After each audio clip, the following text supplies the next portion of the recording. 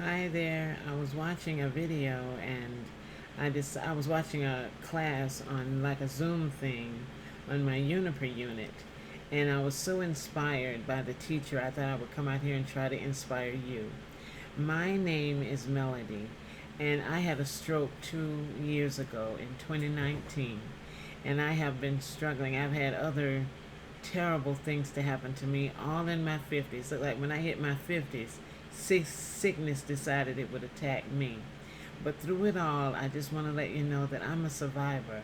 I've survived brain tumor. I survived radiation. I survived I had neck surgery where my neck is infused because I have Chiari malformation.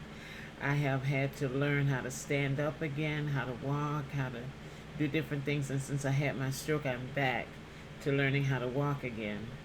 And I petitioned for physical therapy because of the pandemic. I couldn't go to the big like gym place because they weren't letting anybody in, and then once they started letting people in, I hadn't been vaccinated, so I didn't go. And now I have been vaccinated, but I don't have transportation to go. But I still don't let that stop me. I get on my Uniper unit, or I go to YouTube and I find exercises, I find things that I can do. So I want to motivate someone who's had a stroke out there. Don't stop moving. The body was made to move, even though we may be paralyzed on one side.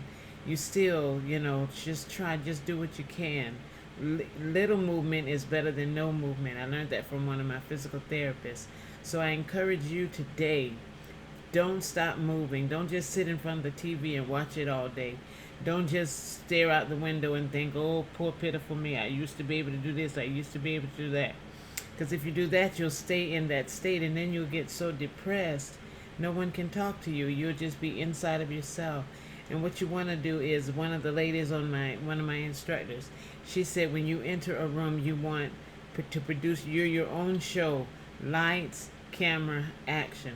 So you walk in, lights, camera, you take a view of the room, unless you're visually impaired, because I'm not visually impaired, but I do have a visual disorder, wherein I have like nystagmus, and my eyes see everybody's jumping, or I see double. So I have to be careful so that I don't fall. So when I go to my action part of it, I'm looking for a thing to hold on to. I'm looking for where my wheelchair can go. I'm looking for how I can transfer from my chair to a stable chair in the room so that I can just fit in more properly. But this video has come today to encourage you and motivate you and tell you, don't you dare give up. Don't you dare think that it's over, because it's not.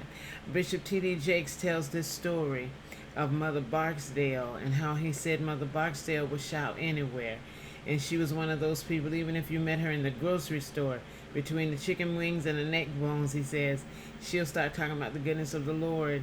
And then all of a sudden she'll talk about the goodness of the Lord, and she will just start shouting. And so he said he went to see her at the hospital. And when he saw her at the hospital, he said to her, he said he went to encourage her because someone called him and said, well, Mother Barksdale has had a stroke and she's lost one side of her body. And he said he thought he went to console her and make her feel better. And he said, lo and behold, Mother Barksdale had took the arm that didn't work and was praising God, holding up with the arm that did work. She was still praising God like I'm holding up my hand. This is my weak hand, and this is my strong hand. So I take this arm and I hold it up so I can know, not so people can know, but so I can know there's still life in here. God's gonna touch me. He's going to heal me. I just believe it with my whole heart. I read books about it.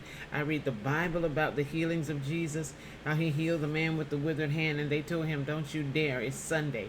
You better not heal him. And God said, Jesus told that man, stretch forth your hand. And he said, is it not lawful for me to heal him, to get him straight on us just because it's Sunday? Should I not do it just because it's Sunday, or just because you're telling me to? No, I came to do the will of my Father. And I don't want to get on a tangent, but I just wanted to say that. So it's almost 5 minutes. I didn't want to be out here for take 5 minutes of your time. But I did want to just say, hold on to God's unchanging hand and know, don't just sit there. Lights, camera, action. get up and do something. All right, you take it easy. Bye bye.